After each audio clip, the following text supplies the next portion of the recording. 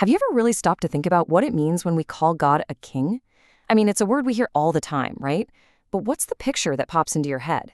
Is it some guy in a crown, waving from a balcony?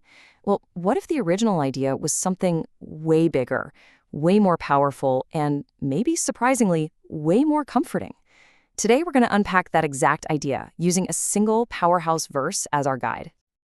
This one sentence is so potent, it's literally been known to change lives. I mean, think about the famous theologian Jonathan Edwards. He said that when he first truly read these words, this sense of divine glory just flooded his soul, totally unlike anything he had ever felt before. It completely rewired how he saw everything. So what is it about this verse? What's locked inside this description of a king that could be so completely transformative? All right, let's get into it.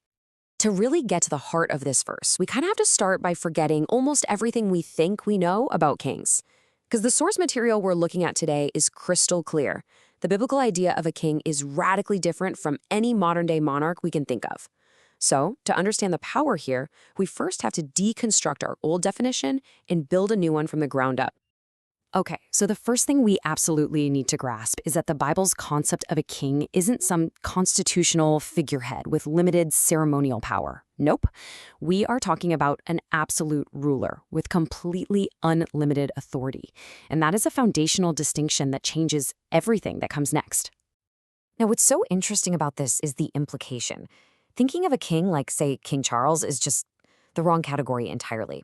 The source tells us to picture an ancient ruler, someone like Caesar or Nebuchadnezzar, a person whose word was literally law, whose authority was total. And this distinction is so crucial because if God is this kind of king, it means he has total control over, well, everything. And that single idea has massive implications for how we see the world and our own place in it. So if God is an absolute monarch, what does that actually look like? What are the components of that kind of rule?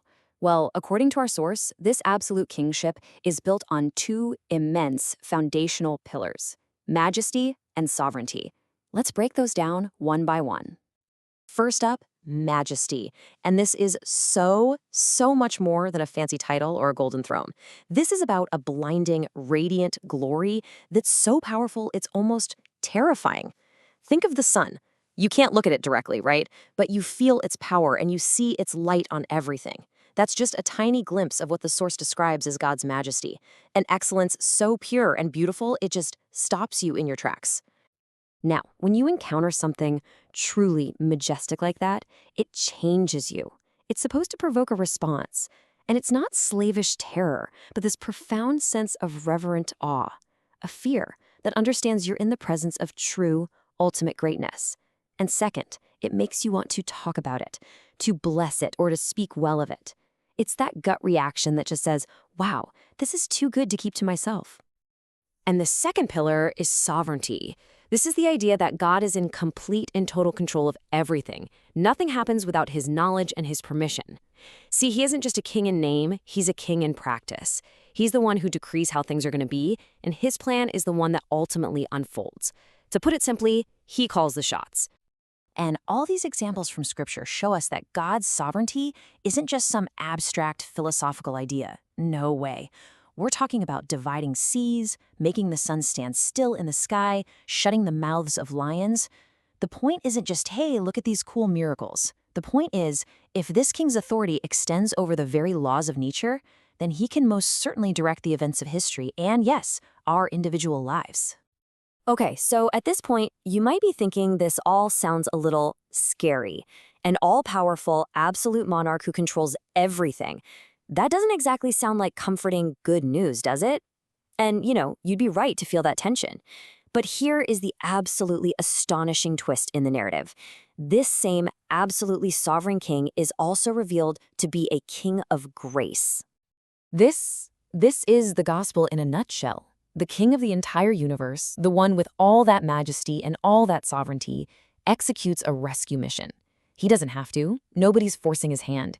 He does it out of love and grace. And just look at this plan. He enters our world in humility. He conquers our greatest enemies for us. And then, in what has to be the most stunning move of all, he doesn't just save his people, he elevates them to the highest possible honor, sharing his own throne. So this brings us right to the core question. How do we reconcile these two ideas? Because on one hand, we have a sovereign king who is in absolute control of everything, the good and the bad. But on the other hand, we live in a world that is so often filled with chaos and suffering and pain. How can we possibly find comfort in the idea of a sovereign king when there's so much that seems to go wrong? So in our final section, we're going to explore exactly that. We're going to see how, according to the source, this very doctrine of absolute sovereignty, which seems so intimidating at first, is actually meant to be the deepest source of comfort and peace a person can have, especially when the world feels like it's spinning out of control. So how does this actually work? Let's break it down. First, sovereignty means your life has a purpose. You are not a cosmic accident. You are created and are sustained by a king who has a plan. Second, it means you can trust him, even when you don't understand what's happening. You can know that a wise and good king is in control, ordering every single detail. Third, it means injustice does not get the last word. You can have hope because ultimate justice will be done. And finally, and this is huge, it means that even your darkest moments are not meaningless. They are being used by this king for an ultimate good purpose. So what does it mean to call God a king? It means he is majestic, and he is absolutely in control of everything.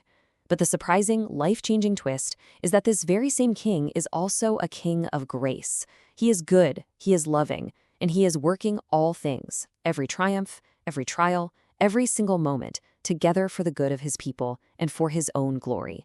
And that truth, the belief that behind all the chaos sits not an empty chair, but a throne occupied by a good king, well, that's a truth that can change everything.